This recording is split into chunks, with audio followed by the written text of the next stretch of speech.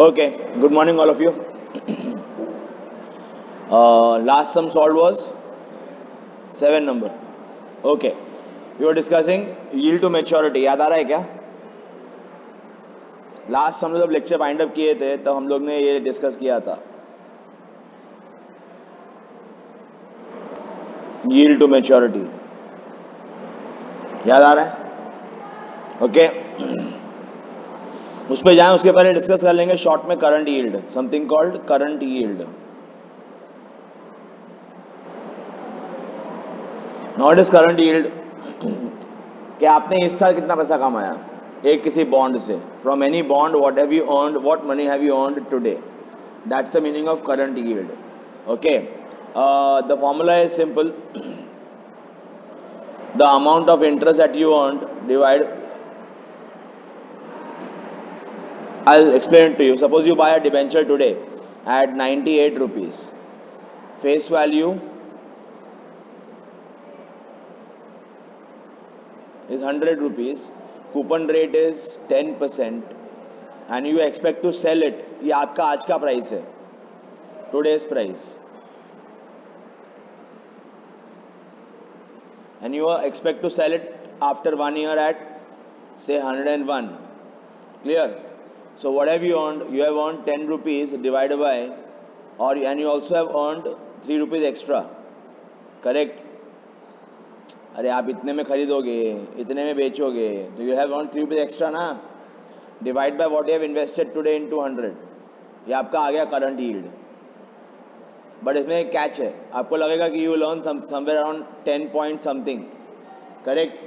But reality में होगा क्या? एक साल बाद पता है after 1 year what happened when you went to sell in the market, it was being sold at 80 rupees. तो आपको जो सोचा था कि प्रॉफिट होएगा उसकी जगह पे लॉस हो गया. करेक्ट? तो करंट यील्ड इसलिए जो होता है, it's not a good measure because it is based on uncertain variables, where as yield to maturity is based on certain variables. हम लोगों ने इसका पहले डिस्कशन कर लिया है कि हम लोग अब तक जो हमने सम नंबर 7 तक सॉल्व किया था वो क्या था? It was decision based on price, कि डिबेंचर इतने का मिल रहा है, मुझे खरीदना कितने का है. Clear with this? उसके बेस पे हम लोग निकालते थे कि शुड आई बाय और शुड आई नॉट बाय. तो वो था एनपीवी का अप्रोच. अभी हम लोग कर रहे हैं आर, मिसिंग आर, यानी कि आईआरआर का approach. YTM is nothing but IRR. Correct और not? And I give the formula to you of YTM. YTM is equal to interest plus redemption value minus purchase price, या market price बोला था मैंने आपको, divide by N divide by redemption value plus purchase price divide by 2 into 100. ये formula है. Clear? ये formula apply करके अपन answer निकालते हैं. इस पर आपको एक सम पक्का आने का चांस है. समझ में आ रहा है क्या? तो क्योंकि ये क्या टॉपिक जहाँ जहाँ भी है वहाँ पे एक सम तो आता ही है 5 से 6 मार्क्स का, तो आपको भी आने का चांस है. तो फिलहाल के लिए look at some number 8 if I am not wrong. Page number क्या है उसका? Page number 13.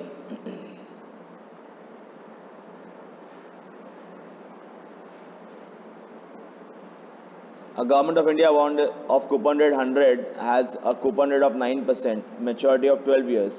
If the current market price is 105, find YTM. Clear?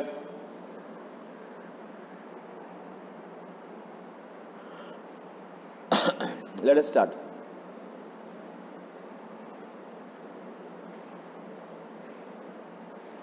आपके पास सम अवेलेबल है बुक्स के अंदर, तो आप वहां से पढ़ सकते हो अगर यहाँ बोर्ड पे नहीं दिख रहा है तो. क्लियर? कम इन. Yes.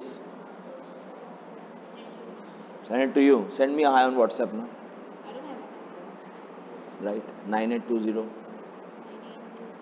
44 9653.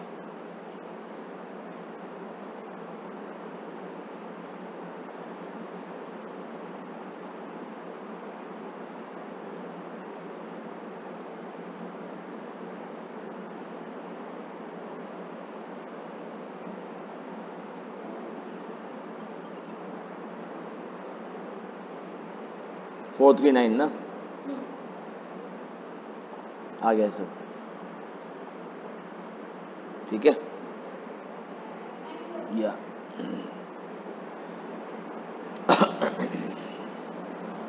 ओके, यहाँ देखो क्वेश्चन 8, कमेंट।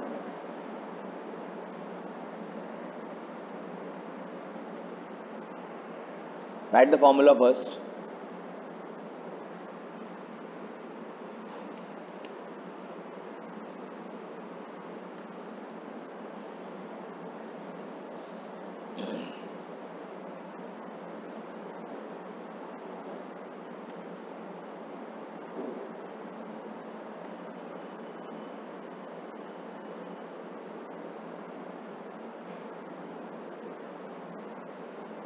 इसके बाद में here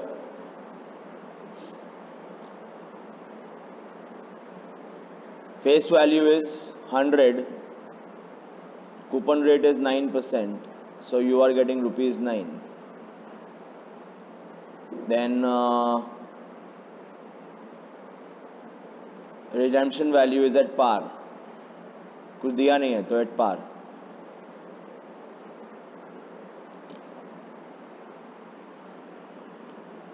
Purchase price is 105 and number of years is 12.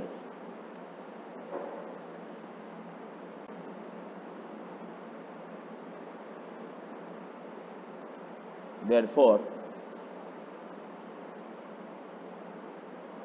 YTM is 9 plus 100 minus 105 divided by 12 divided by 100 plus 105 divided by 2 into 100. 5 divided by 12.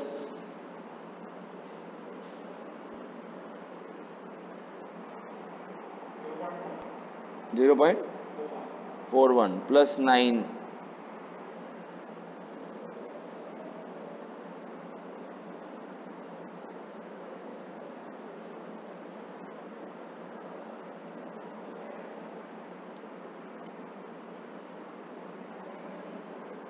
Right, now minus 9, my mistake, minus 9.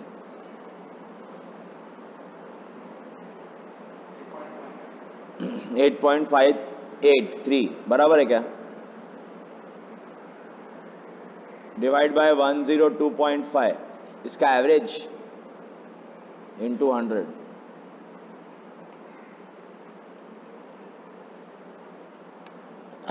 Eight point three seven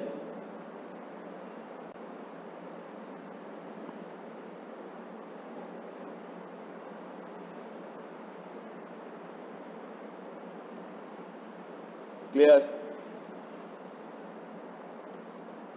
ये आपका answer आ गया.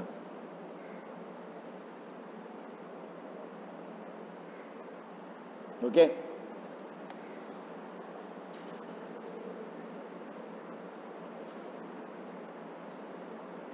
Number 9 देखो. You are considering investment in one of the following bonds. Recommend which bond should be purchased. एक काम करो, यहाँ पे word add करो, recommend which bond should be purchased, या फिर यहाँ पे लिखो ऊपर, you are considering investment in one of the following bonds. Calculate YTM.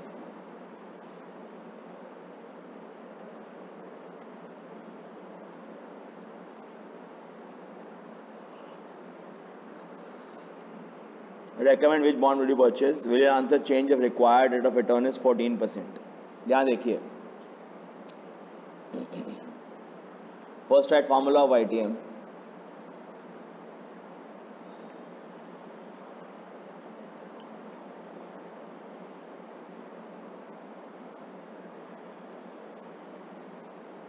Page number क्या है इसका? 14.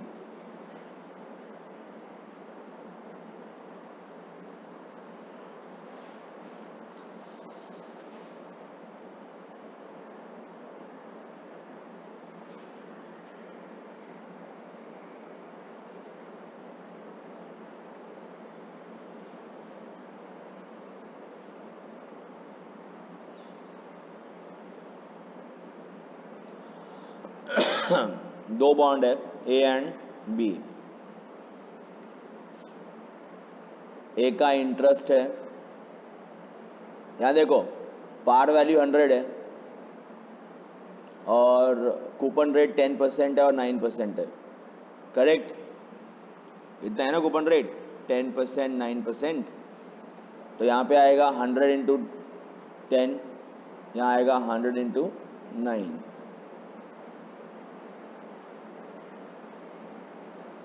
इसके बाद में रिडेम्पशन वैल्यू कुछ दिया नहीं है, कुछ दिया है रिडेम्पशन वैल्यू?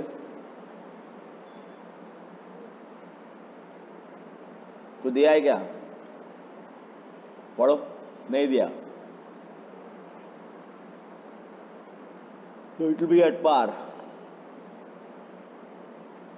100। परचेस प्राइस दिया है, दिखता है क्या प्राइस? 85.92। चलो आ गया आंसर। अच्छा एन, एन लिखने का है, N is 11 years and 9 years। Apply the formula here, I is 10 plus redemption value 100 plus, sorry not plus, minus 85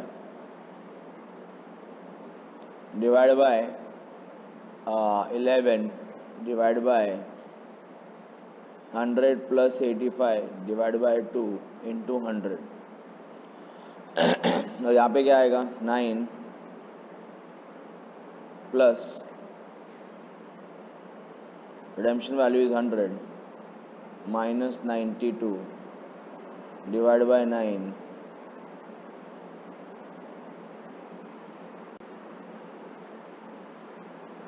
divided by 100 plus 92।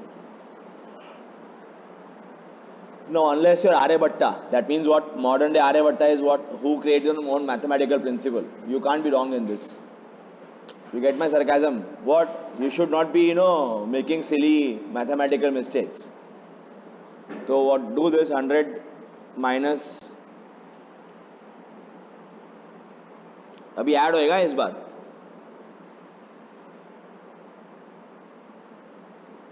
Hundred minus 85।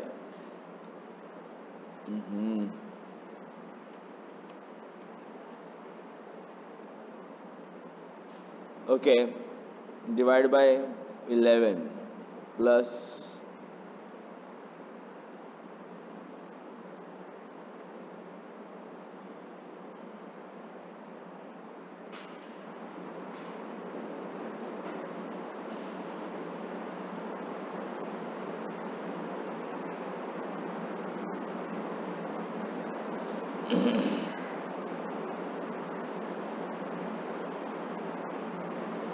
'I'm getting 10 plus 1.36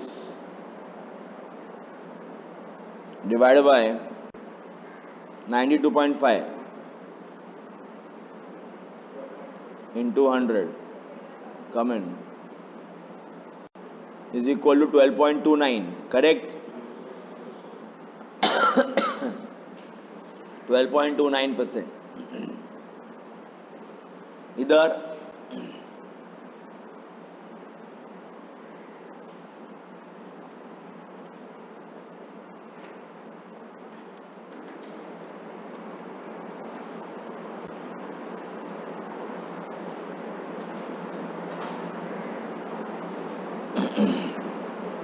nine plus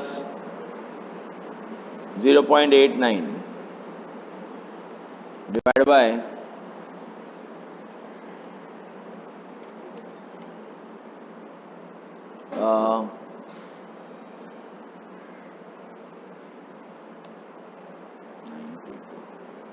by 96,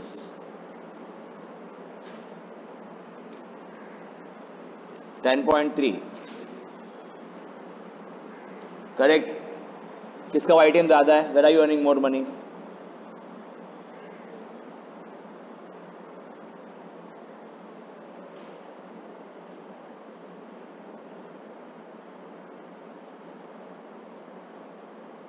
clear?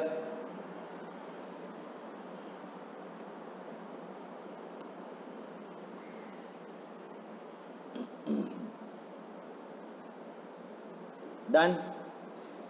अब एक काम करो, आगे पढ़ो सम। Will your answer change if required rate of return is 14%? Will your answer change if required rate of return is 14%?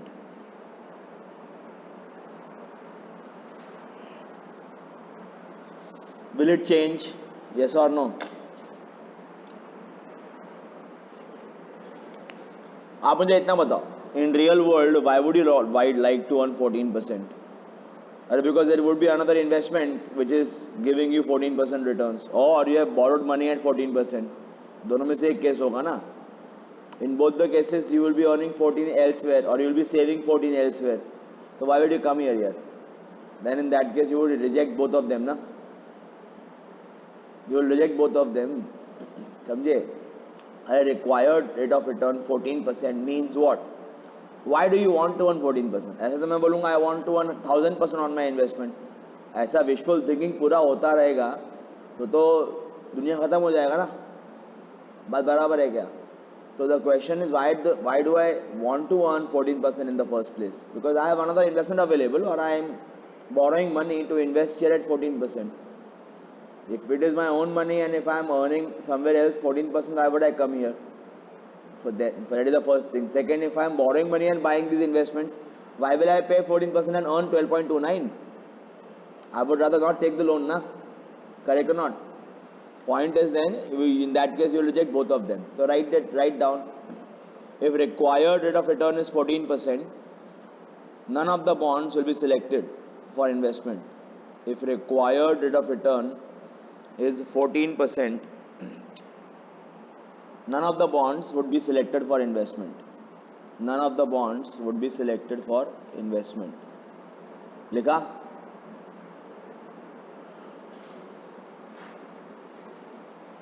Like last semester I gave you all the files ना this time. सब file आ गया ना आपके पास? Group पे आ गया सबके पास ना? Okay, चलो नेक्स्ट सम देखेंगे. ये YTM पूरा हो गया आपका, ठीक है. YTM में 2-3 सम्स और मिलेंगे मेरे को, मैंने कहीं दूसरे बुक में देखे थे, but I can't find that book anymore. So don't worry, once I find that book or once I am done with syllabus, I am revising concepts, I'll come back and solve those sums. खाली आधे घंटे की बात है, 3-4 sums है वो, ज़्यादा नहीं है, ठीक है. तो I'll come back and solve it. फिलहाल के लिए we'll move on to the next point. Next point is convertible debentures. अब यहाँ ध्यान देना, how to value convertible debentures. यहाँ ध्यान दो, when you are investing in a normal debenture which is redeemable, वहाँ क्या होता है? What is the formula for that?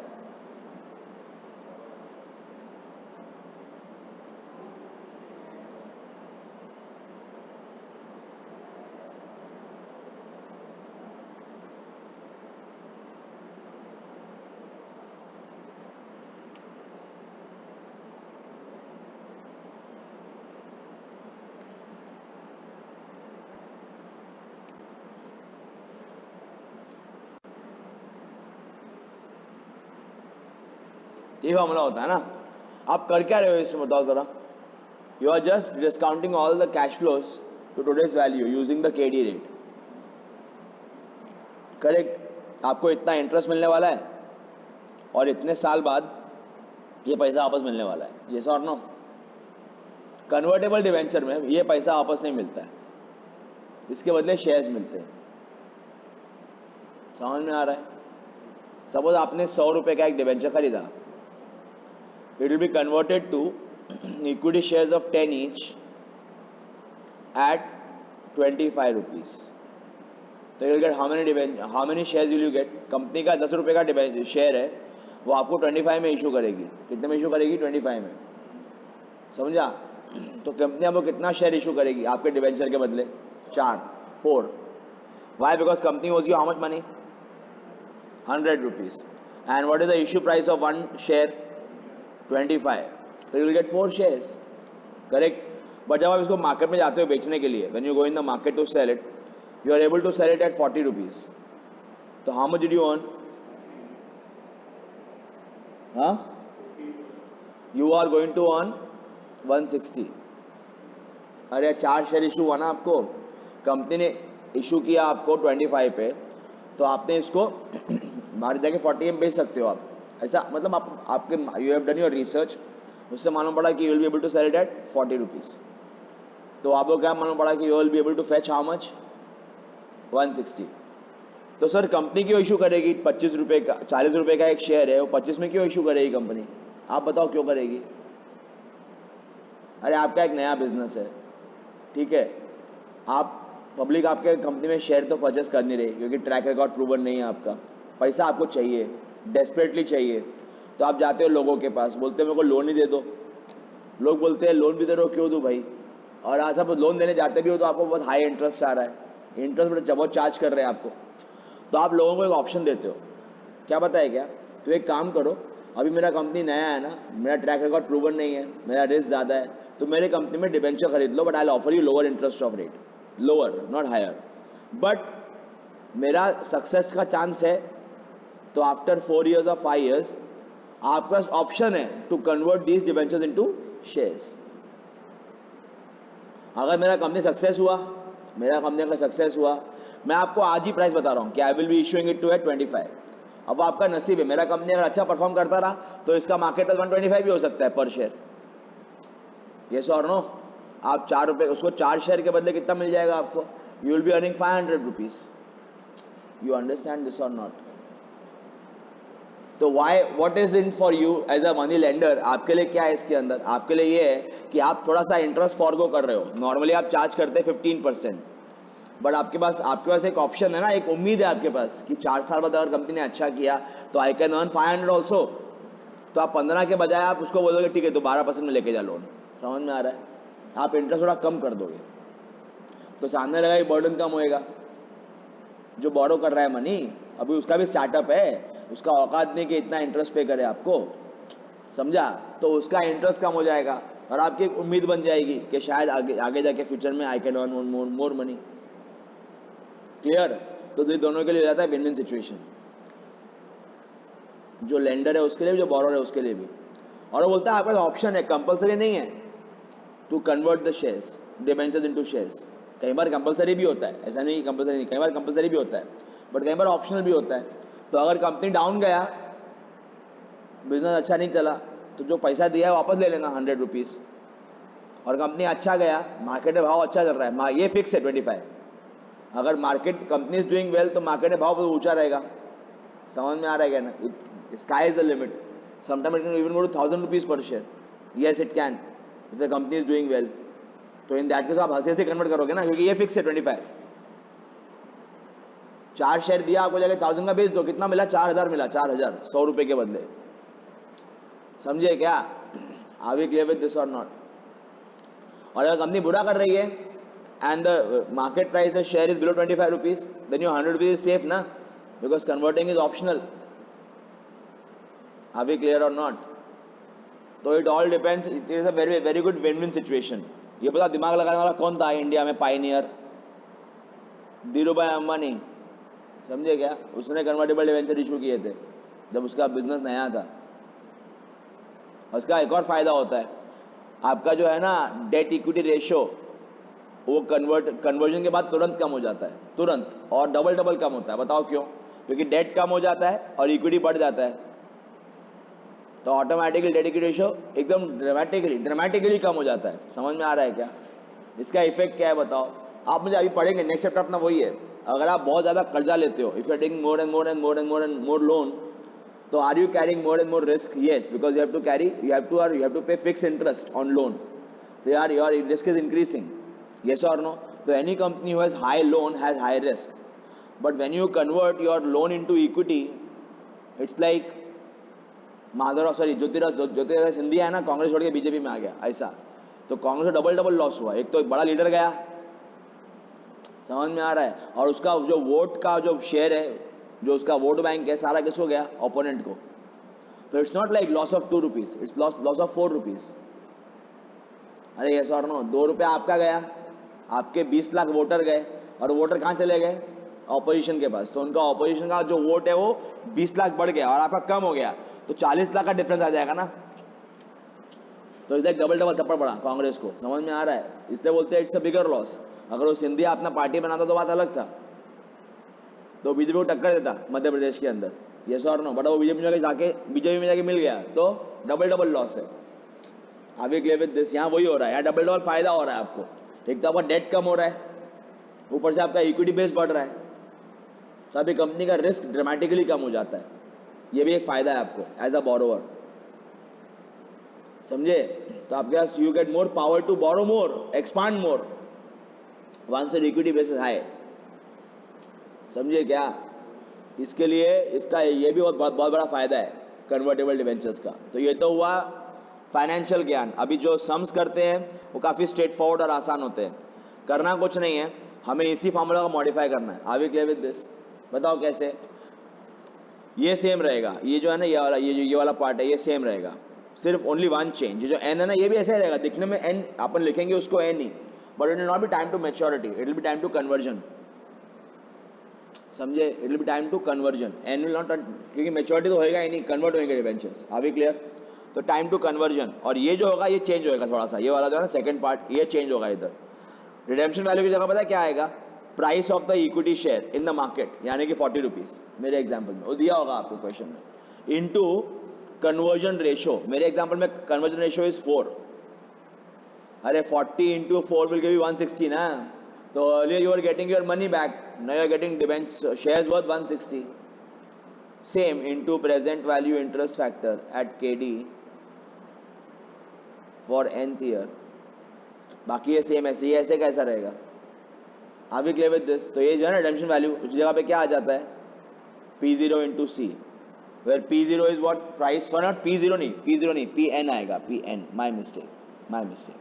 PN बोले तो price at the end of nth year, PN बोले तो price at time of conversion rate, not today's price at time of conversion. जब conversion होएगा तो कितने का शेयर बिकने वाला है? 40 का। कितना मिलने वाला है? 6 रुपीज, सॉरी 4 शेयर मिलने वाला है, तो कितना मिलेगा? 160 मिलेगा। क्लियर?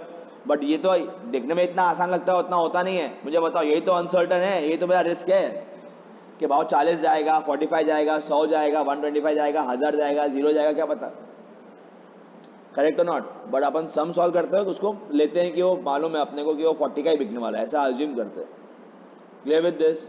बट ये फ्लॉलेस फॉर्मूला नहीं है, यहाँ पे फ्लॉज है, रिस्क है। फॉर्मूला फ्लॉलेस नहीं है, बट रिस्क तो कैरी कर रहे हो ना। नहीं समझ में आ रहा मैं क्या बोल रहा हूँ? अरे जब मैंने debenture, I as a company I am issuing normal debentures, normal, not convertible, non convertible debentures, redeemable. In that case, I am giving you in prospectus in writing that I'll be redeeming debentures at 5% premium. तो ये fix होता है, समझ में आ रहा है क्या? But इस केस में ये फिक्स है क्या? ये तो मार्केट फोर्स डिपेंड करेगा ना, मार्केट फोर्सेस पे, PN। यस और नो? कि मार्केट में, ये सिंपल बात है, अभी SBI कार्ड का IPO आया, बात बराबर है। कंपनी में दम है, कंपनी गवर्नमेंट कंपनी है, बात बराबर है क्या? तो कंपनी अच्छा करने ही वाली है, बट जो ये रिसेंट चल रहा है प्रॉब्लम कोरोना वायरस का, उसकी वजह से IPO के भाव पे फर्क तो पड़ा ना। तो ऐसा आगे भी हो सकता है कि जब कंपनी कन्वर्ट करने का ऑप्शन दे रही है, कंपनी स्ट्रांग है लॉन्ग रन में, व्हेन आई से लॉन्ग रन 4 इयर्स 5 इयर्स की बात कर रहा हूं, बट अभी शॉर्ट रन में 2-3 महीने में कोरोना वायरस की वजह से पूरे मार्केट का वाट लगा हुआ है, तो इसका भाव भी नीचे चल रहा है। तो ऑटोमेटिकली, और कन्वर्जन का आपको विंडो मिला हुआ है 2 महीने का, और वो 2 महीने का विंडो क्लैश हो रहा है कोरोना वायरस के साथ, तो लग गई ना आपकी वाट। Clear with this? तो इसलिए ये जो है ना, ये मार्केट फोर्स डिटरमाइन करते हैं रियल लाइफ में। इसीलिए याद रखो, ये इतना मतलब फुल प्रूफ फॉर्मूला नहीं है जितना ये फॉर्मूला फुल प्रूफ है, बिकॉज यहाँ पर कैश फ्लो सर्टन है, यहाँ पर कैश फ्लो थोड़े अनसर्टन है। Are we clear with this? ठीक है, बट उतना ध्यान देने का नहीं, आपको तो एकदम बेसिक चिंदी से आने वाले, पता है आपको कैसा समझ आता है आपको एग्जाम में, उतना कोई पूछता नहीं आपको वो लेवल का केस स्टडी के सर्टन के अनसर्टन, पब्लिक पागल हो जाएगी, कोई पास ही नहीं हो पाएगा।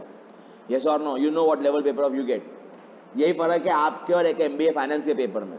वहाँ they don't ask all this चिंदी questions, they ask all case study based questions. जो आपको ज्ञान मिल रहा है अभी मेरे से, वो भी बेसिक लेवल ज्ञान दे रहा हूँ मैं आपको। They get all hi fi case studies. यही फर्क है कि तभी तो उन लोगों को जॉब मिलता है, 20 लाख 25 लाख रुपए पर एनम का पैकेज मिलता है, आपको ना मिलेगा MCOM करने के बाद, समझे? क्योंकि यही फर्क है, being specialised and being generic. Sorry to say this bluntly to you, okay? तो हम जानते हैं मुंबई यूनिवर्सिटी के MCOM का क्या वैल्यू है as compare to IIMs Ahmedabad का MBA, ओके? यही फर्क है कि वो किस सेम पढ़ रहे कॉन्सेप्ट, बट आप सम सॉल्व करना सीख रहे हो, वो लोग सीख रहे हैं क्या, उसके पीछे का मतलब क्या है, और छोटे मोटे लेवल पे नहीं, एकदम हाई लेवल पे. Clear? They actually apply this in case studies and they study real companies. Based on that, they make their own models for investment and everything. That's why companies are able to hire them because they can be of value to the company. But MCom का जो बच्चा निकलता है खाली formula apply करना आता है उसको, उसको कुछ पूछ देगा ना इसका मतलब क्या वो बता भी नहीं पाएगा. करेक्ट और नॉट? ये फर्क है. ओके तो आपके फ्रेंड्स रहेंगे जो दूसरे कॉलेज से एमकॉम करते रहेंगे, आपको मिलते रहेंगे सेंटर पे, लोग दिखता रहेगा, दिखता रहेगा क्या क्या कर रहे लोग, दम लगते हैं. मेरे को तो अच्छी बहुत हंसी आती है उन लोग पे. Sorry, I am not looking down on them, I am looking down on their ignorance कि मैं एमकॉम करके मेरे को जॉब अच्छा मिल जाएगा. अरे डिग्री करके जॉब अच्छा मिलता ना तो सब लोग आज बादशाह होते थे. Correct?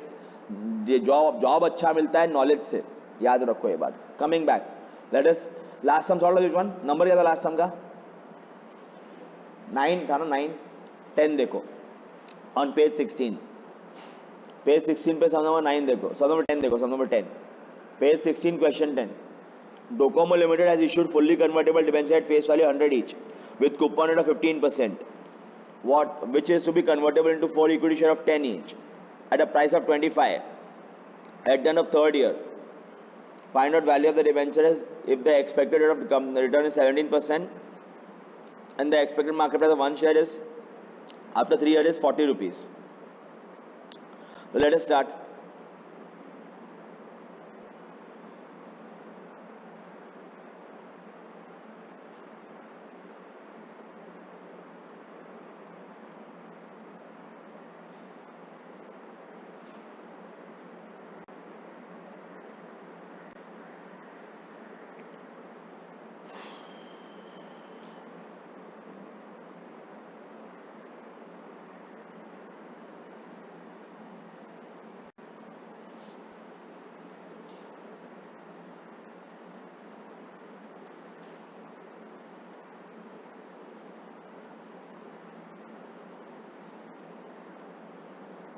D0 is equal to interest into PVIFA at KD% for n years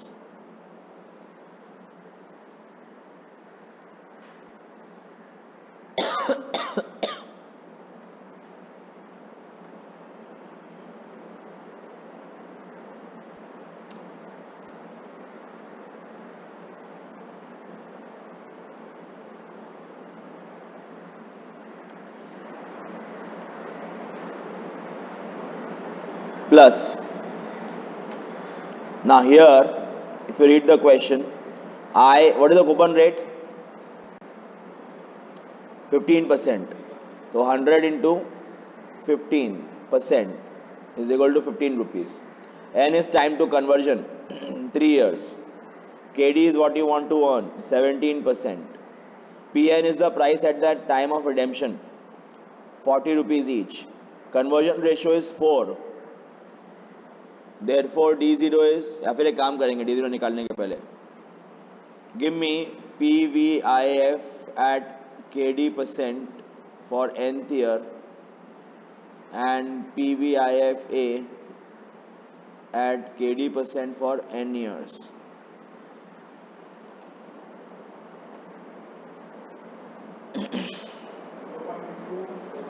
zero point, और ये कितना? 17 कहाँ से आ जाएगा यार? 2.2095. Therefore D0 is equal to 15 into 2.2095 plus PN बोले तो 40 into conversion ratio 4 into 0.6243. GT करना आता है, this into this equal to this into this into this equal to and then GT. Directly answer आएगा.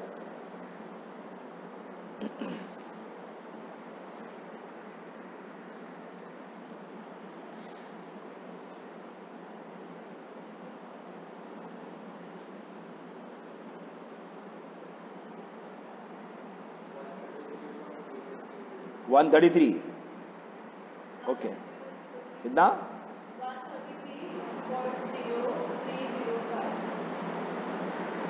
तो बुक का answer wrong है, मतलब ठीक कर लेना। क्लियर?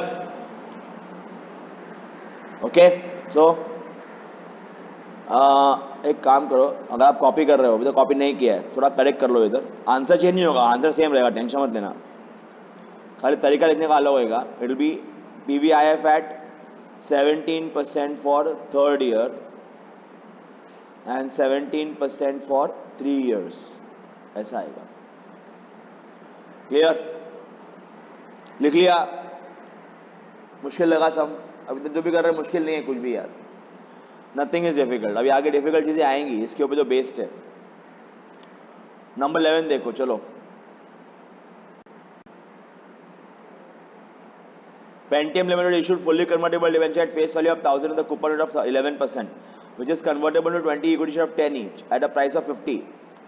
हम लोग क्या करेंगे, 1000 शेयर्स के बदले, तो 1000 रुपीज के एक डिबेंचर के बदले will give 20 equity shares of 10 each at a price of 50.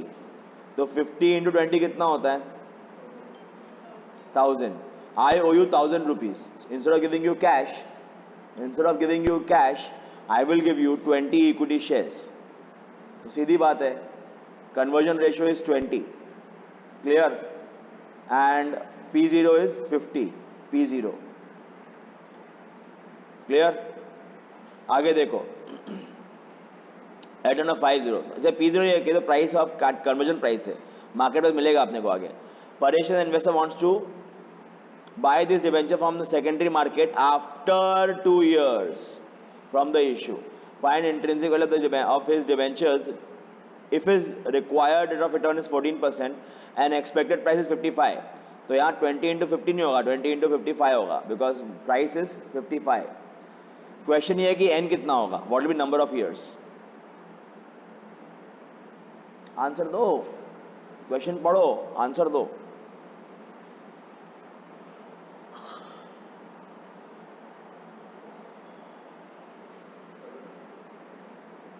n कितना होगा, number of years? Company will be converting them at the end of 5 years from the year of issue. देखो इधर देखो, company ने यहां पे डिवेंचर इशू कर दिए, यहां रिडीम करने वाली है। आप हो Paresh investor, after 2 years you are going to buy it from secondary market. तो what is time to conversion?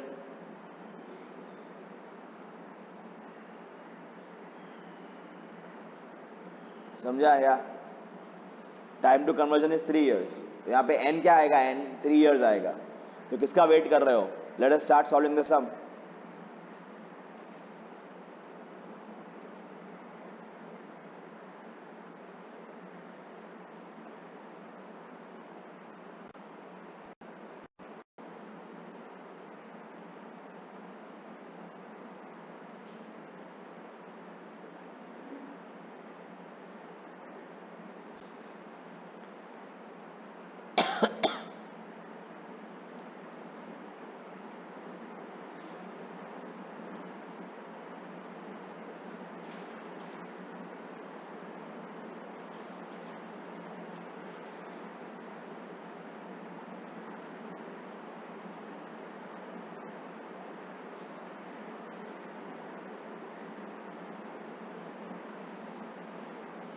What do you want to earn? What is the KD here? 14% ना?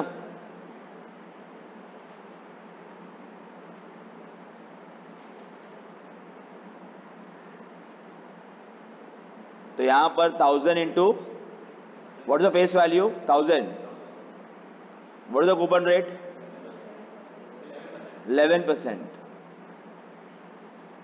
तो you will be earning 110. अरे yes,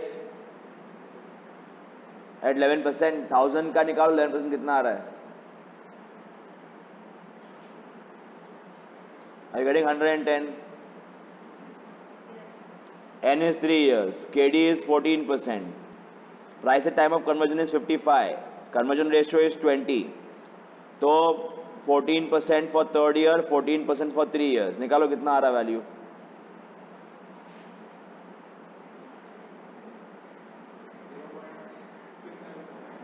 0 point GT 32, so it will be 110 into 2.3216 and PN बोले तो 55 conversion 20 into 2.3216 no wait गलती हो गया into 0.6749 कितना आया बोलो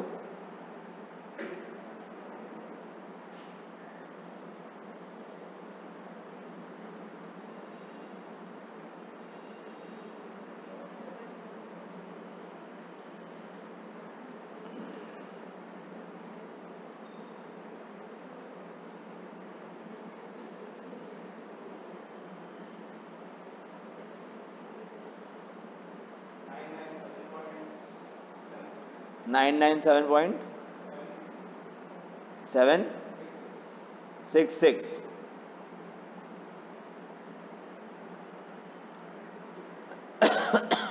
done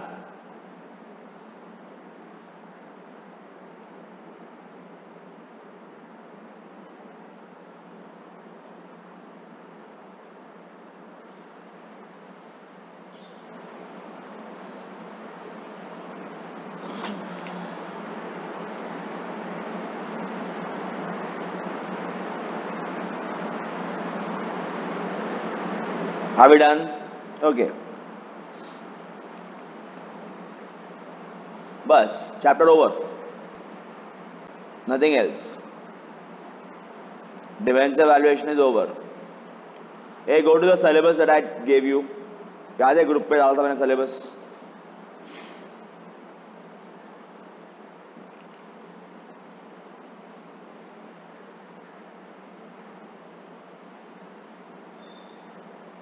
time value of money हो गया रेशियो एनालिसिस अब हम लोग करेंगे फाइनेंशियल डिसीजंस यूनिट नंबर 4 लिखता है उसमें cost of capital capital structure decisions business and financial risk मिला क्या हम लोग कर रहे हैं business and financial risk we are starting with a new chapter called business and financial risk ठीक है उसको हम लोग एक और नाम भी बोलते हैं business and financial risk is calculated or quantified using something called leverages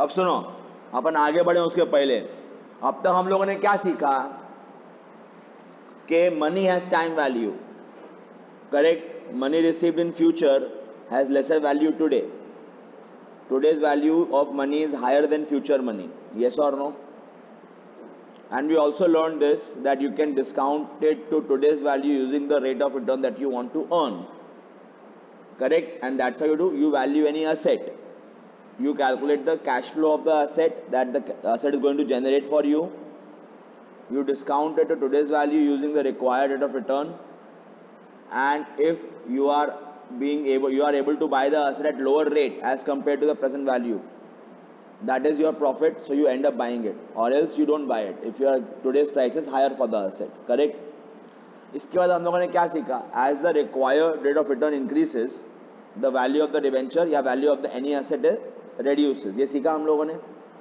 point prove किया अपना सम्स के साथ सब सीखा हम लोगों ने अब हम लोग क्या सीखेंगे what factors drives the required rate of returns to fluctuate and this is the best time to study I know corona virus है तो घर बैठना अच्छा लगता है बाहर जाएंगे तो खतरा रहता है बराबर है कि नहीं है now before corona virus came in my wife used to always taunt me that every month you get common cold why don't you do something about it you are an idiot why because my son also used to catch it because I used to catch it my son used to catch it and in small children and elderly people it is worst हम तो संभाल लेते हैं अब क्या हो गया अभी 2 दिन से खांसी जुकाम हो गया मेरे को वापस से जो हर महीने होता है ऐसा कुछ नया नहीं है आई एम स्कैर्ड करेक्ट और नॉट क्या भैया ये कोरोना वायरस तो नहीं है अभी आप भी डरते रहेंगे मेरे बोलने पे कि सर पढ़ाने आ गया but I am not in contact of any person, I don't no, local time में ट्रैवल करता हूँ तो आई don't no, I am not in contact of any person who has come from abroad,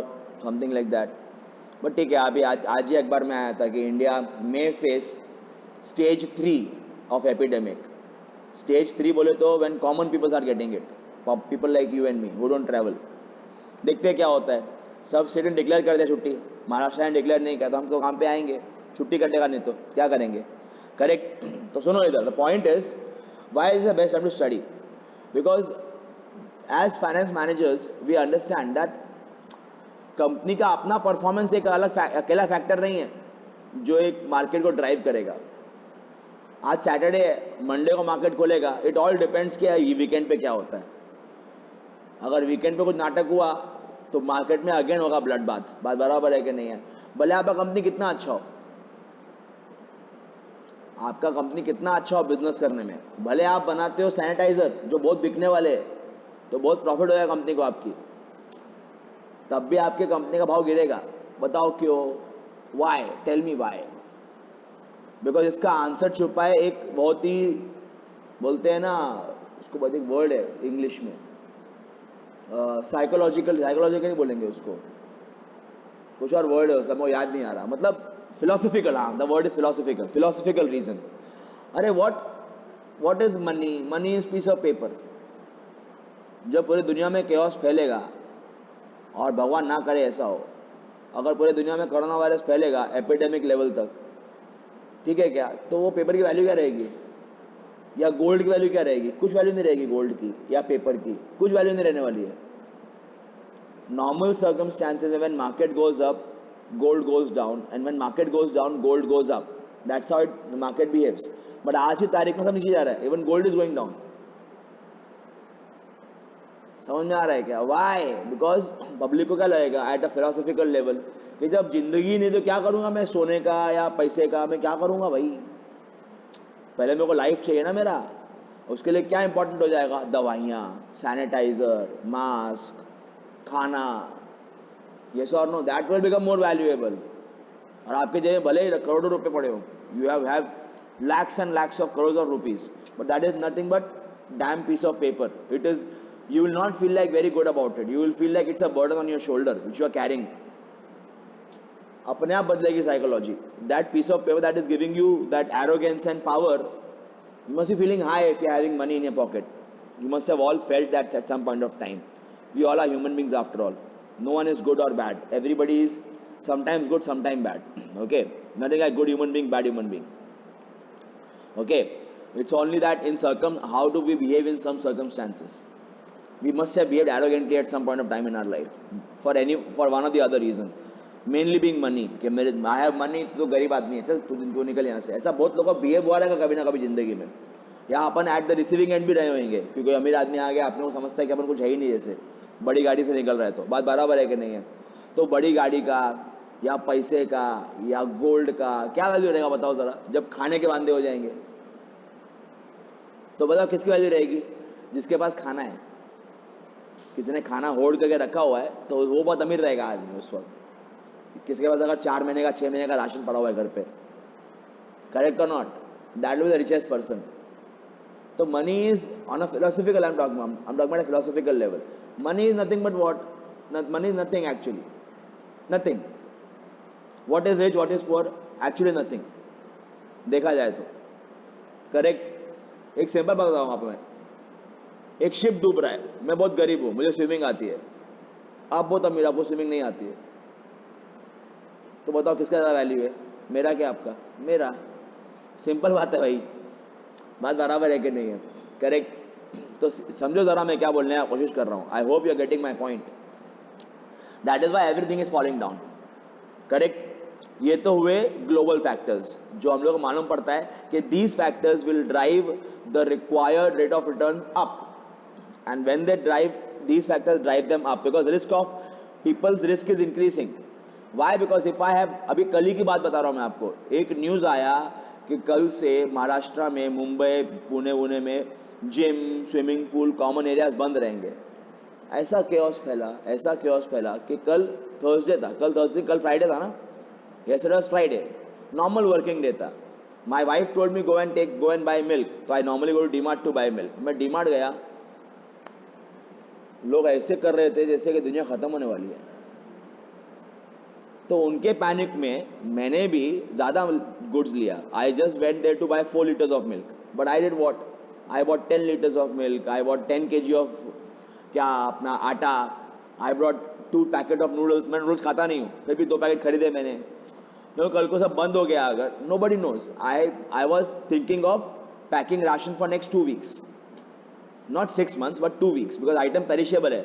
सब हो सकता है कि पैनिक लेवल पर नहीं फैले. अगर नहीं फैलेगा तो 2 week का कंजम्पशन है मेरे पास, और अगर फैल गया तो मैं 2 week तक तो कम से कम सेफ हूँ. Then I have 2 weeks to look at where to eat, what not to eat. Now I am the problem again with my house is I have a 4-year-old child at home, so I can go hungry at night, I have no problem, but I can't keep child hungry ना यार. I have to feed him, correct. तो वो basis के ऊपर मैंने ration extra लिया panic के मामले में, जबकि मैं इतना पैनिक नहीं होता नॉर्मली लोगों को देख के कि एक न्यूज़ आ गया तो. But even I am scared now. Why? Because क्या पता 3-4 ऐसा न्यूज़ आ जाए कि लोकल ट्रेन में 4-5 केस निकले कोरोना वायरस के. तुरंत क्या हो जाएगा? तुरंत what will be the immediate impact of that? Whole Mumbai will be in lockdown, whole Mumbai. I am not trying to get panic here, I am trying to give you a situation. Clear with this कि ऐसा मतलब लोग कैसे behave कर रहे हैं आजकल के ज़माने में. तो ऐसे केस में ये ग्लोबल फैक्टर्स ऐसे रहेंगे अगर, तो आपके पास अगर 10,000 रुपीज़ है, आप क्या चाहोगे कि वो आप किस में खर्चा करो? खाना खाने में कि इन्वेस्टमेंट करने में? अरे खाना खाने में यार, सीधी बात है. You would like to keep hard cash with you, ताकि उसकी वैल्यू भी नहीं रहेगी थोड़े दिनों में. अगर ऐसा भगवान ना करे चलता रहा तो उसके वो पीस ऑफ पेपर बन जाएगा, वो उसकी वैल्यू भी नहीं रहने वाली है. But even then if you have some money with you, you are better off rather than keeping it with you as compared to investing it or giving it to someone else in the name of investment. Even if they are offering you 100% returns, कल double पैसा ले लेना, तभी दोगे पैसा आप उसको. कल डबल ले लेना, एक दिन में 100% रिटर्न्स दोगे उसको आप पैसा? नहीं देंगे भाई. Will keep the money with us, correct और नॉट? ये होता है पैनिक सिचुएशन, करेक्ट. ऐसे केस में सब चीज़ गिरता है, क्लियर, बिकॉज मनी का फ्लो कम हो जाता है मार्केट में. तो इसलिए पैनिक बढ़ता है, रिस्क बढ़ता है, और इसलिए अगेन मार्केट गोज डाउन. इसको बोलते हैं सिस्टमैटिक रिस्क फैक्टर्स. क्या बोलते हैं इनको? Systematic risk factors. ये सेम पैनिक फैल रहा होता अगर ये मालूम पड़ता कि India and Pakistan are going to war at a major level. My parents they have faced it. in 1971-72 my father when he was alive used to tell us stories कि कैसे रात को सायरन बजता था. रात को एक दिया जलाना, पहले तो क्योंकि अभी तो रेडार बेस आ गए बॉम्ब्स, पहले they were all line of sight bombs in 70s, correct और नॉट? ऐसा कोई वो नहीं था, जीपीएस नहीं था कि यहाँ बॉम्ब गिराना है, यहाँ फैक्ट्री है, यहाँ ऑर्डिनेंस है दुश्मन का, यहाँ गिराओ बॉम्ब और उस पर डाल दिया जीपीएस लोकेशन, बॉम्ब जाके वहीं गिरेगा. ऐसा नहीं था. लाइन ऑफ साइट बॉम्ब गिरते थे पहले. If you have seen world war 2 का मूवीज एंड 1971-72 का बात कर रहा हूँ मैं अगर, तो वहाँ पे एक रात को एक दिया जलाना भी, एक छोटा बल्ब जलाना भी बैंड था. अगर जलाया तो तुम जेल में जाओगे. बताओ क्यों? पता ही नहीं चलेगा दुश्मन को कि सिटी किधर है, जंगल किधर है. बात बराबर है कि नहीं है? तो इसलिए उन्होंने जब सायरन बजता था सब बंद, all of you go underground. Clear? आज भी north Korea south Korea war पे है, पता है हर एक को. साउथ कोरिया में जब घर बनते हैं तो बेसमेंट बनती है. जापान में जब घर बनता है तो बेसमेंट बनती है. क्यों? न्यूक्लियर अटैक हुआ तो कहाँ जाएंगे हम लोग? They build basement 2 floors below the house. It's a reality in these countries. We are living very good life. हमको क्या है ना, लग्जरी है बोलने का कि गवर्नमेंट बहुत गंदी है, इकोनॉमी बहुत खराब है, देश बहुत गंदा है. लग्जरी है ये बहुत बड़ी, पता है आपको? बुराई करना बहुत बड़ी लग्जरी है. बहुत सारे कंट्री में अवेलेबल नहीं लग्जरी वाली. लग्जरी 2 चीज़ की वजह से आती है. एक कि हमारा लाइफ बहुत सेफ चल रहा है, दूसरा डेमोक्रेसी है. हम ह्यूमन बींग्स हैं, we try to find some flaws, जहाँ नहीं होंगे वहाँ भी.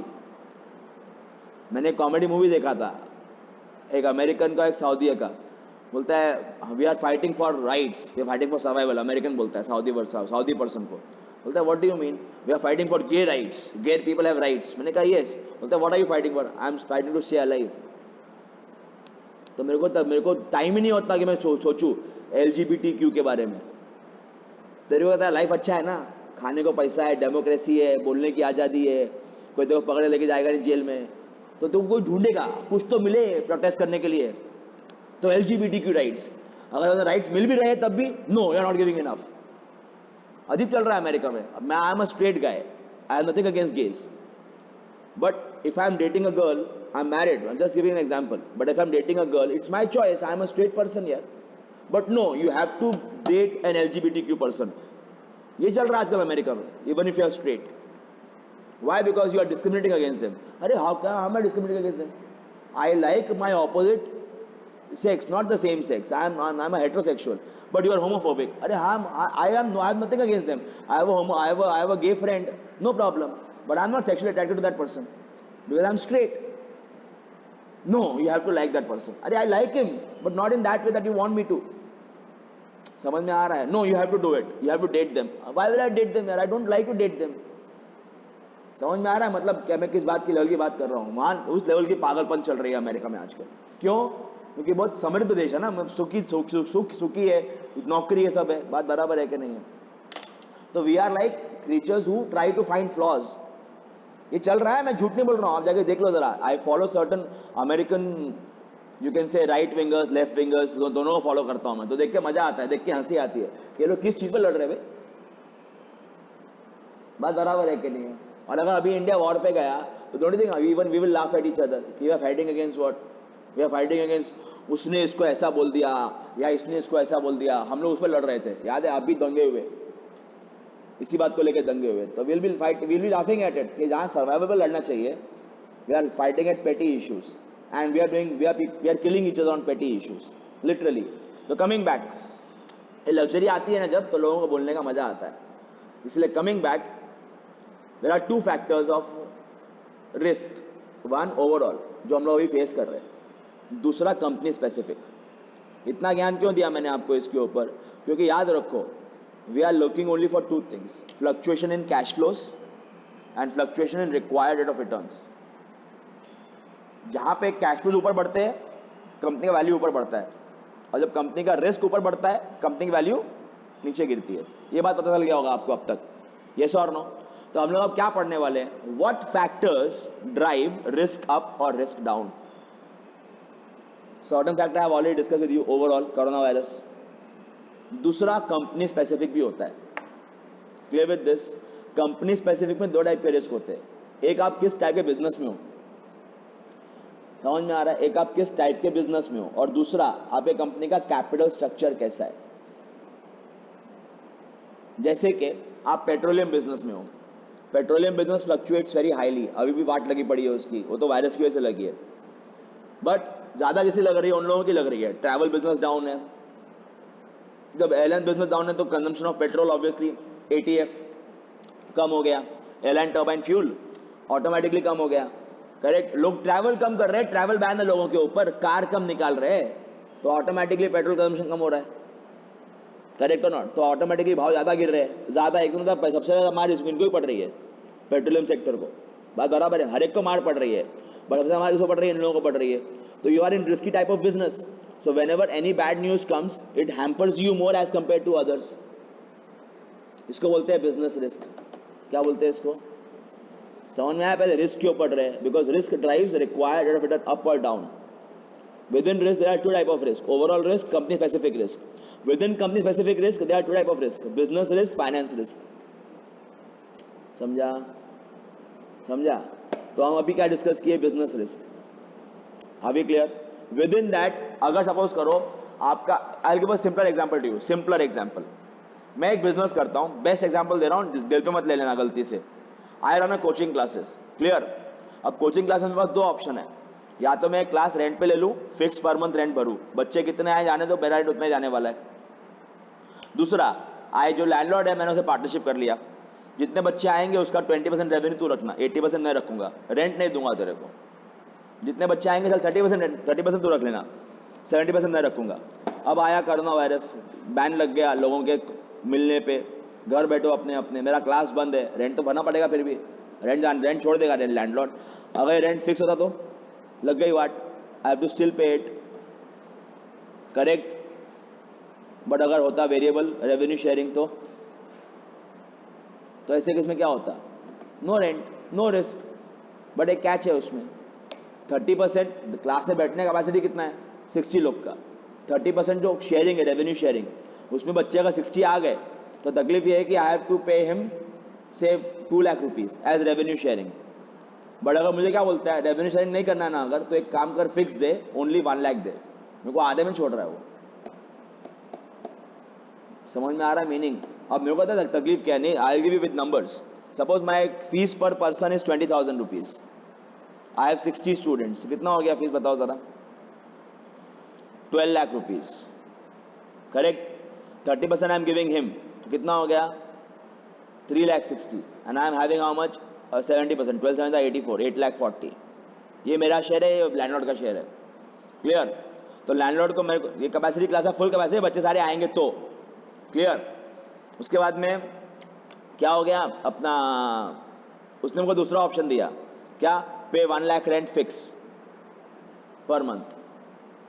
मुझे मेरे मन में लालच आया ना, मुझे पता नहीं था वायरस आने वाला है, या मेरा कंपटीशन आ जाएगा, या अपना यूनिवर्सिटी कोर्स ही बंद कर देगी, या बहुत सारे लोग क्लास खोल लेंगे तो बच्चे उतने नहीं आएंगे, या इन जनरल बच्चे आएंगे ही नहीं, वो क्लास जाते ही नहीं है, कॉलेज में अच्छा पढ़ाएंगे बच्चों लोग को तो क्लास ज्वाइन नहीं करने वाले वो लोग।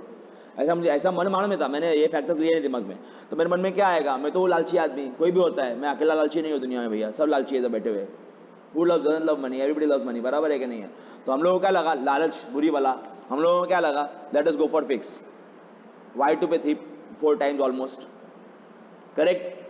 कोई भी रीजन की वजह से, कंपटीशन बहुत है या कोई भी रीजन की वजह से बच्चे आए, बट सिर्फ कितने आए पता है क्या? 5 बच्चे आए या 4 बच्चे, 4 बच्चों ने क्लास ज्वाइन किया, तो मुझे कितना कमाई हुआ रे? और रेंट कितना भरना है? लो, वो सुना कहावत, चौबेजी बनने के 26 दुबेजी बन के वापस आए, ये बहुत यूपी का कहावत है क्या। I am from my father was a salesman, तो मेरे को ये बांध लेना बड़े अच्छे से आते हैं। I am also salesman, different type, I am a professor ना, तो I am also selling concepts यार, come on, correct. I can come and tell you, open the book, solve the sum, I am a bad salesman. I come in the class, I give you stories, I am a good salesman. I think I am like that, because अगर if I give you stories and give you concepts, correct or not, you will buy the concept more rather than just solving sums. ये normal human psychology बोल रहा हूँ मैं, ऐसा तारीफ नहीं कर रहा खुद का। द पॉइंट इज के यू विल, जहाँ क्या मन में आया था कि बहुत पैसा कमाऊंगा, मन में आया था 11 लाख कमाऊंगा, कैसे बताओ? 12 लाख माइनस 1 लाख, मन में आया था क्या? 12 लाख माइनस 1 लाख कमाऊंगा, वो क्या गया? वो तो छोड़ो, 11 लाख का प्रॉफिट छोड़ो, 20 का लॉस हो गया। बात बराबर है कि नहीं है? आदमी सोचता कुछ है, होता कुछ है, ऐसा होता है ना। मुझे करना क्या चाहिए था, मुझे बताओ जरा? I should have kept revenue sharing, 30% तेरा, 70% मेरा, कितना आ जाता उस मेरा risk, I would have shared my risk ना, करेक्ट। द पॉइंट इज कितना आ रहा है बताओ जरा यहाँ पे? 30% 24,000 एंड 56,000। तो मैं अगर रेवेन्यू शेयरिंग रखता तो 20 के लॉस के बजाय मेरे को 50 से प्रॉफिट होता। बात बराबर है कि नहीं है? यस और नो? ये समझ में आ रहा है हर एक को? तो मुझे बताओ, व्हाट ड्राइव्स बिजनेस रिस्क, और what drives any type of risk in any business? Fix cost. Fix cost drives your risk. समझ में आ रहा है? If you keep your fix cost, ये फिक्स कॉस्ट रखा ना आपने, if you keep your fix cost high, you carry high risk. if that fixed cost is operating fixed cost like rent, we call it operating risk. We evaluate it, we quantify it, quantify मतलब बुखार है मेरे को, कितना बुखार है पता नहीं, अरे बुखार है, बहुत ज़्यादा बुखार है, कितना बुखार है पता नहीं, तो एक थर्मामीटर ले, put it in your mouth and see the degree, quantify it ना। अगर 101 है दवाई कम मिलेगा, माइल्ड दवाई मिलेगा, 106 107 है तो डॉक्टर बोलेगा एडमिट हो जा भाई फटाफट। अरे यस और नो? आप बोलोगे ज़्यादा बुखार है कम बुखार है, डॉक्टर कैन ही डिसाइड कि क्या करना है? आप बताओ फटाफट, ही कांट। समझ में आ रहा है? तो रिस्क ज़्यादा है कम है, क्वांटिफाई करना ना चाहिए ना कितना रिस्क है, तो क्वांटिफिकेशन होता है लेवरेज से। The word is leverage. जैसे माउथ में थर्मामीटर होता है, क्या बोलते हैं उसको? Fahrenheit, 106 Fahrenheit, 101 Fahrenheit. वैसे हम यहाँ क्या बोलते हैं उसको? लेवरेज। समझे क्या? तो what drives risk? Fix cost. Are we clear with this? Fixed cost, if it is operating, we call it operating risk. How do we quantify it? Using the word called operating leverage. Using leverage we quantify it कि कितना risk है, उसके formulas है, but formula में मत जाना। Matter क्या करता है? देखो 107 बुखार है कि उसका रीजन, उसके पीछे का रीजन क्या है? डॉक्टर क्या ठीक करेगा? बुखार के उसके पीछे का रीजन। अरे बुखार तो खाली एक सिम्टम है, तेरे बॉडी में कोई इन्फेक्शन तो नहीं है, इन्फेक्शन से बुखार होता है ना, तो doctor will treat you for infection, he will not treat you for fever. तो यहाँ पे हम लोग क्या करेंगे, यहाँ पे हमारे पास रीजन ये नहीं है कि फिक्स कॉस्ट है या क्या है, कितना फिक्स कॉस्ट है मैटर नहीं करता, मैटर करता है कि वो फिक्स मतलब कितना लेवरेज है, मैटर नहीं करता, मैटर करता है लेवरेज आ क्यों रहा है, वो रिस्क का रीजन क्या है, ऑपरेटिंग के फाइनेंस, वो पढ़ेंगे हम लोग। The point is don't go by just plain numbers, go by the also reason behind them. The reason behind them is fix cost, what drives that number to go high fix cost. Clear with this? Okay. So leverage means advantage. Dictionary meaning of leverage, the word leverage means advantage. जैसे कि war में the person who's holding high ground holds the leverage. Why? Because अगर war हो रहा है तो casualty ratio is 3:1, यानी कि अगर जो नीचे बैठा है उसके 3 लोग मरेंगे तो जो ऊपर बैठा उसका एक ही बंदा मरेगा। ये होता है लेवरेज, एक एडवांटेज। तो they will use a word, I have a territorial leverage over you. That is I'm just giving you in framing a sentence how you will use that word. तो dictionary meaning of leverage is what, advantage. समझ में आया? तो sir आपने बोला advantage है तो risk होता है, अरे भाई रिस्क होता है, बट डोंट यू थिंक बच्चे अगर 60 आ जाते तो advance it is advantage for me. तो fix cost is good when level of operation is high and fix cost is bad when level of operation is low. ये आप करते भी हो, ये मुझे बोलने की जरूरत नहीं है आप लोगों को। How many of you travel by train? Raise your hand. Many of you travel by train ना, 1 2 3 4 5 6 7, बहुत लोग ट्रैवल करते हैं ट्रेन से। आप रोज ट्रैवल करने वाले हो तो बाय डिफॉल्ट मन क्या करता है, पास खरीदते, करेक्ट। 2-3 दिन का वर्कशॉप है घाटकोपर में, काम करते हो एंड्रूज में, जॉब करते हो एंड्रूज में। मैडम ने बोला, सविना मैडम ने 3 दिन का वर्कशॉप है, मैडम बोलते रहते रहेंगे आपको, मैडम का हैबिट है, अच्छा हैबिट है, मतलब you learn out of these workshops. तो मैडम बोले कि घाटकोपर एक कॉलेज में वर्कशॉप है, 3 दिन का वर्कशॉप है, पास बनाओगे 1 महीने का? मुझे बता, do I need to teach you कि पास मत बनाओ? Do I need to teach you that? By default क्या होता है रिएक्शन आपका? It's instinctive. तुरंत लोगों ने बोला नहीं, मुझे समझाने जरूरत भी नहीं पड़ा, यस और नो। अरे वही इंस्टेंट यूज करो ना इधर यार। When level of operations are higher, fixed cost is good. Taking out a pass is fixed cost. अरे यस और नो? जब रोज ट्रैवल करने वाले हो तो taking out pass is good ना, कीपिंग फिक्स्ड कॉस्ट। रोज ट्रैवल नहीं करने वाले हो तो what is good? Buying ticket every day, keeping the cost variable. Yes और नो? भगवान ना करे ऐसा हो, आपने पास निकाला, पास निकलते ही पैर फ्रैक्चर हो गया, फ्रैक्चर का दुख होगा ही होगा, और क्या दुख होगा? पास क्यों निकाला यार? यस और नो? मेरा पैसा गया, होगा कि नहीं होगा? क्यों? सोचा था लेवल ऑफ ऑपरेशन हाई रहेगा, उसकी वजह से फिक्स कॉस्ट हाई रखा था, अब लेवल ऑफ ऑपरेशन क्या हो जाएगा, एकदम लो हो जाएगा, तो फिक्स कॉस्ट गया पानी में। अरे यस, तो these things we live every day, why can't we relate them to the business? यही करना है अपने को, क्लियर? तो याद रखो, leverage is advantage, that advantage comes from fixed cost, but it is advantage when level of operations are higher. That advantage turns into disadvantage when level of operations expected were higher, but actually they became very lower because level of operations were lower, because you kept fixed costs high. Even if the operations become lower, you still have to pay high fixed cost. That is why it turns from advantage to disadvantage. समझा? I hope you get whole idea of leverage, and I also hope that you know why we are studying it, to evaluate the risk.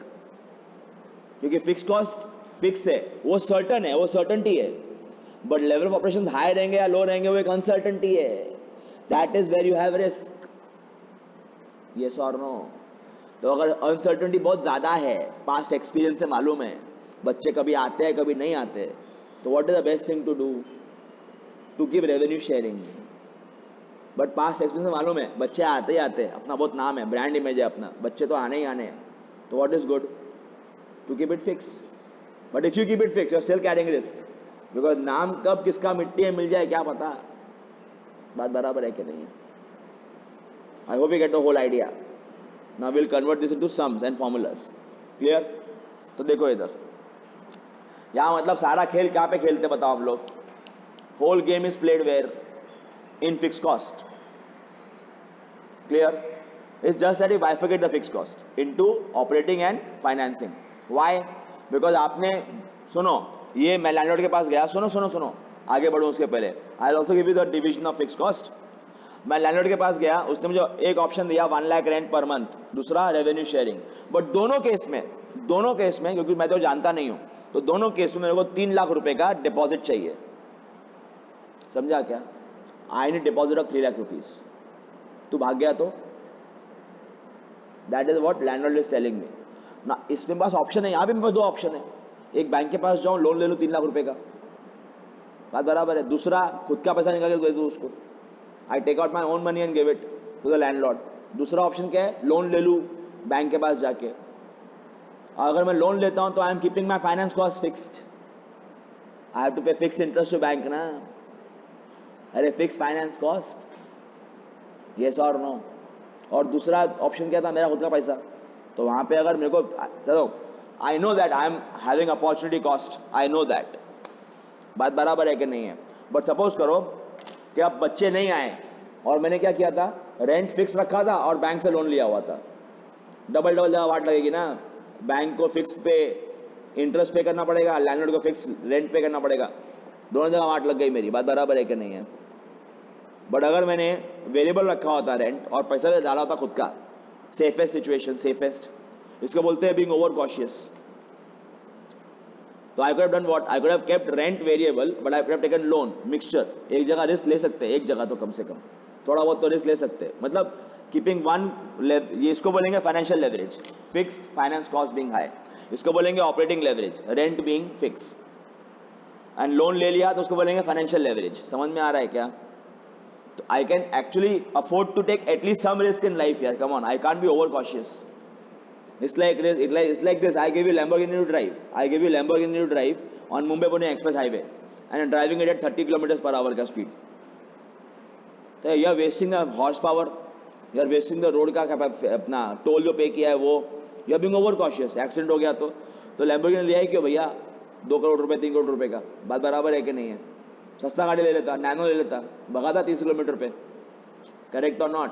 That is being over cautious. हाँ, Lamborghini है मेरे पास, I am taking it at 200 kilometer per hour पे, तो that is being too risky.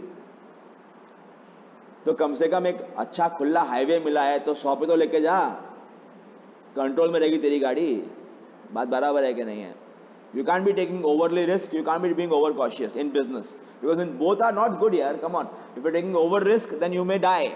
If you are not taking any risk, you will not grow. तो risk लेना तो बनता है, बट देख के, समझ के कि कहाँ लेना है, कहाँ नहीं लेना है रिस्क.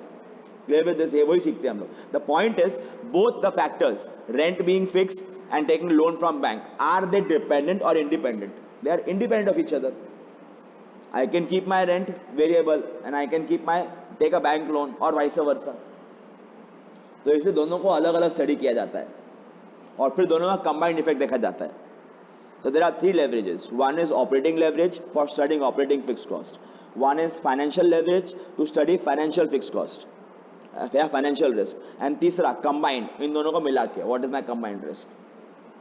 क्लियर? तो यहाँ 3 मेन फॉर्मूला है. इतना ज्ञान दिया, उसके जगह पे बाकी प्रोफेसर क्या करते हैं? I know this for a fact, क्योंकि क्या है ना, हमारे यहाँ बच्चे ने BMS किया, MCOM किया, उसे लगता है कि मुझे कॉन्सेप्ट आता है, 4 सम सॉल्व कर लिए तो ठीक है. आप बुक खोलोगे तो बहुत आसान लगेगा आपको. एक फॉर्मेट है, 3 फॉर्मूला है, सॉल्व किया आंसर आता है. और देखो यूनिवर्सिटी क्या करती है, इस पे ही सम पूछती है 15 मार्क का 3 फॉर्मूला के ऊपर. फिर बच्चा फेल होकर दिखाए, कितना मुश्किल है फेल होना. अरे how tough can it be? 10 line का एक फॉर्मेट है और 3 फॉर्मूला है, वो 10 लाइन के फॉर्मेट के ऊपर बेस्ड है. ऐसे करके 3 कंपनी का ये तीनों पे सेम अप्लाई करना है. ये 15 मार्क का सम आता है एमकॉम में. बताओ ये मजाक है तो और क्या है? It is a bad joke यार. And people, I don't know why they think good about it. They should feel bad यार. We are wasting your time. Don't you think every time if I challenge your brain you will feel good or bad? You should feel good यार. But if I to keep you happy, I keep you down. I never challenge your brain. I keep the level low. ऐसा होता तो यहाँ तक पहुँच पाते तुम लोग? अगर आपको स्कूल में आपके प्रोफेसर ने चैलेंज नहीं किया होता मैथ्स पढ़ने के लिए, मारा नहीं होता, चिल्लाया नहीं होता, बेइज्जती नहीं की होती, माँ बाप मारते नहीं, पीटते नहीं, बोलते नहीं कुछ, तो बढ़ पाते जिंदगी में आगे? नहीं बढ़ पाते ना. तो यहाँ पे तो you have to keep challenging your limits यार. Then only you will learn new things. Otherwise how will learn new things? पर अपना क्या करता है मुंबई यूनिवर्सिटी, पैसा कमाने के चक्कर में, नाम कमाने के चक्कर में, that we have so many post graduates, we have so many graduates, कचरा पूछते कचरा एग्जाम में।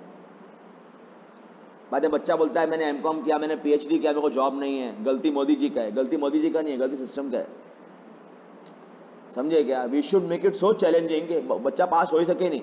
डिग्री का वैल्यू होगा ना, आज सीए का वैल्यू क्यों बताओ जरा। लाख लोग बैठते हैं तो कुछ हजार लोग निकलते हैं, तो उनका वैल्यू रहेगा ना यार। वो तो लाइक तराशे हुए नगीने है पूरे माइंड में से, करेक्ट और नॉट, उनका वैल्यू रहेगा। बट आप लोग बैठते हो लाख लोग पास हो जाते हो, किसका क्या वैल्यू रहेगा? रहेगा वैल्यू?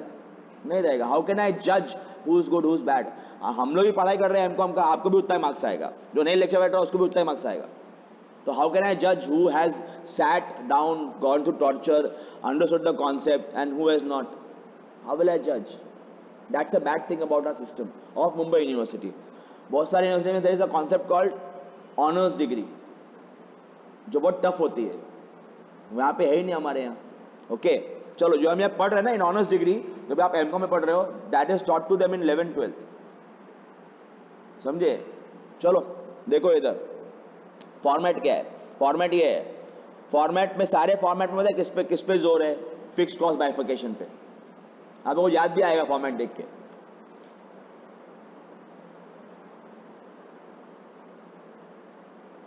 कुछ याद आया क्या?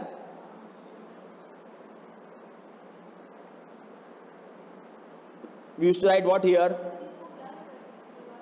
क्या? कंट्रीब्यूशन। याद आया कुछ? डेजावू, यस और नो? माइनस फिक्स कॉस्ट क्या आएगा? ईबीआईटी। फर्क कहता है यहाँ पे क्या लिखते थे हम लोग? यहाँ लिखते थे प्रॉफिट, बात बराबर है। Minus interest is E B T, minus tax is NPAT, minus preference dividend is earning for equity shareholders.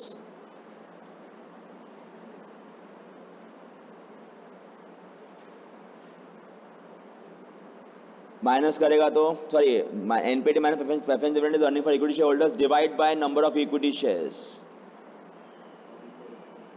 Is what? Earning per share. Clear? ये फॉर्मेट है।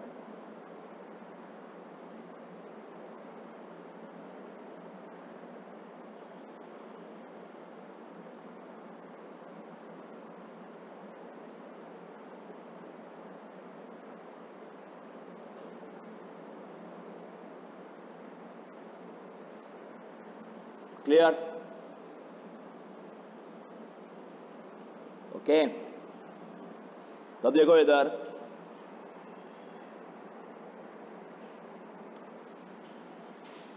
यहां देखेंगे हम लोग फिक्स कॉस्ट, ये माइनस होएगा यहां से। कॉस्टिंग में हम लोग यहां रुक जाते थे, बराबर है कि नहीं है? We used to stop here. Can anyone tell me why आगे क्यों नहीं बढ़ते थे हम लोग? Yes, it's not related to source of finance. यहां से चालू होता है फाइनेंस साइड। याद आ रहा है first lecture of finance in this semester? I told you what we did in last semester was just to study the operating side of the business. They both are independent. This semester will study finance side of business. याद आ रहा है? सब बताया था, torture किया था बहुत आपको, तो आप टॉर्चर नहीं करूंगा वो सारा ज्ञान देके। I give example of rickshaw वाला, you get down, do you ask for source of finance? No, you just pay the money and come out. Source of finance matter नहीं करता है। If I want to evaluate how good the rickshaw वाला is in driving and maintaining rickshaws quality, do I need to look at source of finance? No. Yes or no? I gave you numerous examples. तो किसी भी business के होते हैं दो side, एक operating side, एक फाइनेंस साइड। ऑपरेटिंग साइड में पढ़ा था लास्ट सेमेस्टर में, तब हम लोग फाइनेंस से मतलब रखते ही नहीं थे, इसलिए we used to stop here. अब किसी को मार्किंग करना है, बुक अपना ही है, पेन अपना है, तो टेंशन लेने का नहीं कि अच्छा दिख रहा है बुरा दिख रहा है, टेंशन लेने का नहीं। You know how shabbily we are dressed in our bedroom, why? Because no one looking at us. बाहर आते तो we dress up well and we try to look well. तो वैसा ही ये अपना बेडरूम वाला बुक है, ये बुक अपना बेडरूम वाला बुक है, तो अच्छा दिखे बुरा दिखे क्या करने का, टेंशन लेने का नहीं। थोड़ा अगर मार्किंग करना तो ऐसे कर सकते हो, यहां से लेकर यहां तक क्या है? Operating side. और यहाँ से चालू क्या होता है, यहाँ से ये ओवरलैपिंग पॉइंट है, EBIT इज ओवरलैपिंग पॉइंट, क्योंकि यहाँ पे ऑपरेटिंग खत्म होती है और फाइनेंस शुरू होता है। समझ में आ रहा है? ये क्या है बताओ? Clear with this? समझ में आया? Why we used to never come ahead in costing? Because वहाँ पे खाली क्या पढ़ रहे थे? ऑपरेटिंग साइड पढ़ रहे थे। यहाँ पढ़ रहे हैं फाइनेंस साइड। और लेवरेज एक ऐसा टॉपिक है जहाँ पे हम लोग दोनों डिस्कस करते हैं, ऑपरेटिंग रिस्क भी डिस्कस करते हैं और फाइनेंस रिस्क भी डिस्कस करते हैं। Clear with this? That is why अपन चालू करते हैं सेल्स से। और आप देख सकते हो सारा का सारा फोकस किधर है? Classification of cost into fix and variable. अरे यस और नो? ओके, तो यार ध्यान देना। चलो अब आते हैं फॉर्मूला के ऊपर। फॉर्मूला पहला, ऑपरेटिंग लेवरेज।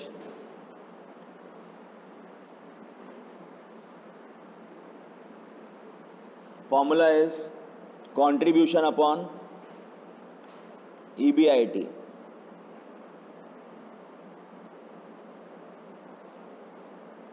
ये बताया ना, operating side contribution upon EBIT। तो सुनो रे, इवैल्यूएशन किसका हो गया? Contribution upon EBIT। Why will EBIT be lower or higher? अरे because of fixed cost being higher or low ना। तो in this formula automatically I am discussing what? Fixed cost। दिखता नहीं है पर होता है। Yes or no? क्योंकि EBIT आया किससे? Fixed cost से तो आया। Higher the, देखो I will prove it to you। ये लिखना मत, मतलब फेयर फॉर्मूला मत। You want to note it down, you can note it down। ठीक है, contribution upon what is EBIT formula रे? कंट्री माइनस फिक्स कॉस्ट ना। तो higher the fix cost, automatically denominator becomes lower, automatically this becomes higher, and higher leverage means higher risk. समझा क्या? तो it is what actually में study of fix cost only यार, come on, correct और not? Okay, मैंने पहले बहुत बार ही बोला होगा आपको, you should learn observation skills. आप एमकॉम उसलिए कर रहे हो, सम सॉल्व करने के लिए नहीं कर रहे हो। You all are young people, mostly 25 के नीचे रहेंगे। यस और no? You have full life ahead of you. तो याद रखो, एमकॉम या PhD या CA या CWA या हार्वर्ड MBA आपको एक हद तक ही लेके जाएगा। उसके बाद आप क्या बनोगे? A very active, a very cautious observer in life, understanding the risk and taking the according decision. तो विजन चाहिए अपने पास, समझे क्या? वो कैसे आएगा? एक दिन में आ जाएगा वो विजन। पीपल यूज्ड टू से इन माय चाइल्डहुड, तेरा क्या होगा अभिषेक? तेरे में इतना गुस्सा है, तू हर बात पे लोगों को मारता है, तेरा क्या होगा? तू जंगली है। बात बराबर है कि नहीं? अब मैं जंगली हूँ, बट अभी भी जंगली हूँ मैं, बट उतना जंगली हूँ क्या? नहीं। I have learned, I have evolved with time. Everybody does, correct और नॉट? ओके, तो I used to literally drop, I mean hit people at drop of a hat. मारा मारी, तुरंत मारा मारी, तुरंत गाली माँ बहन का, तुरंत। स्कूल डेज से, हाँ स्कूल डेज से। And I was in a rowdy school, तो you can understand, you have to be like that in rowdy school, otherwise you know how you can't survive otherwise। okay, तो लोग बोलते थे तेरा क्या होगा अभिषेक? तेरा कोई फ्रेंड भी नहीं बनेगा। ठीक है कि नहीं? बट ठीक है, अभी मेरा कम से कम एक्सेप्टेंस तो है स्टूडेंट्स के अंदर teaching wise. Okay, the point is you evolve over time. वही मेरे को आपको बताने का है। How do you do that? You learn how to observe your environment and accordingly adapt yourself. That is why my wife tells me you are liked by your students in college but not by me because I know real Abhishek। okay, so please shut up and sit down। ऐसा बोलती है मेरे को, मैं अभी चुप बैठता हूँ। बताओ क्यों? आई हैव इवॉल्व्ड, क्योंकि झगड़ा करूंगा तो कहाँ जाऊंगा? घर से बाहर निकाल देगी जॉब। मतलब ऐसा हो सकता है ना कि बी बोले घर से बाहर जाओ, चलो, करेक्ट? तो इसीलिए भाई, the point is on a serious note, कब तक झगड़ा करेगा इंसान? You will also get frustrated. You have to stay with the person your whole life, so you have to behave in a way that you don't upset the other person, correct or not? On a serious note, तो इसलिए भाई you can't even get angry there also, even if that is other person's mistake। you know that even if it is your mistake, you go and tell your wife that your mistake it is, तुम्हारी वजह से दूध गिरा, तो बोलने का नहीं भाई मेरी वजह से गिरा, ताकि झगड़ा तो नहीं हो कम से कम, करेक्ट और नॉट? क्योंकि फिर झगड़ा होगा तो एक हफ्ता खराब जाएगा। यू नो हाउ झगड़ा हैपन्स। अभी घर में झगड़ा होता रहेगा पेरेंट्स के बारे में आपस में, करेक्ट? तो पॉइंट ये होता है, the long story short, you should learn how to जज your surroundings in your business place, at least in your work place. तो कैसे लगेगा वो? When look at operations, what is happening in the company. Every company has unique business model. Look at the model, understand it, master it, and then give your inputs.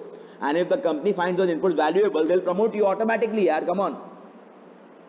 That is why don't look at this formula and say खाली अकेला formula है. It is study of what? समझा? Then financial leverage या finance leverage. मुझे इतना बताओ, यहाँ finance में फिक्स कॉस्ट कहाँ कहाँ है बताओ जरा. दो फॉर्मूलाज हैं इसके, एक बच्चों वाला, एक एडवांस. मैं दोनों दिखाऊंगा आपको. और ऑब्वियसली बात है, बच्चों वाला फॉर्मूला गलत है और एडवांस फॉर्मूला सही है. ठीक है, मुझे इतना बताओ, यहां तो ये फिक्स कॉस्ट था, यहां कौन कौन सा फिक्स कॉस्ट है? टैक्स तो फिक्स कॉस्ट नहीं है, क्योंकि टैक्स गवर्नमेंट रेवेन्यू शेयरिंग करती है आपके साथ. It's not fix tax. You have to pay 30%, 40%. Interest ये फिक्स कॉस्ट है. You have to fix interest, you have to pay fix interest ना. लोन अगर 10 लाख रुपए का लिया है 10% पे, तो 1 लाख का इंटरेस्ट फिक्स है, वो बदलेगा नहीं. यस और नो? आपने कमाया 2 लाख, 30% टैक्स भरना है, तो भरोगे 60,000. आपने कमाया 50,000, 30% कितना भरोगे? You will pay less tax ना. तो tax is variable cost, not fix cost. याद रखो, टैक्स में percentage is fixed but amount varies depending on what you earn. तो इट इज वेरिएबल कॉस्ट ना. Yes. Then what is fix cost? किसने बोला preference dividend? आपने बोला madam. Preference dividend is fix or variable? बताओ जरा. Fixed in nature. Come on guys, yes और no? Equity dividend तो है ही नहीं. अगर होता भी तो फिक्स होता है क्या? No, it is variable. तो मुझे इतना बताओ, the formula should be what? यहां पे अर्निंग क्या था? कंट्रीब्यूशन था अर्निंग ऑपरेटिंग में. यहां पे अर्निंग क्या है? EBIT is the earning. तो न्यूमरेटर में क्या आता है? ये बच्चों वाला फॉर्मूला. पहले बच्चों वाला formula divide by EBT. Automatically I am studying fix cost. बताओ जरा, इस केस में क्या नहीं आया? ये वाला फिक्स कॉस्ट नहीं आया ना. ये कौन लेगा? You have to consider that also. That's why बच्चों वाला फॉर्मूला है. समझ में आ रहा है? जो हम सिखाते हैं फर्स्ट ईयर बैक में, जब बच्चों को सिखा रहे थे लेवरेज. एक्चुअल फॉर्मूला पता है क्या है? एक्चुअल फॉर्मूला ये है, ये एडवांस फॉर्मूला.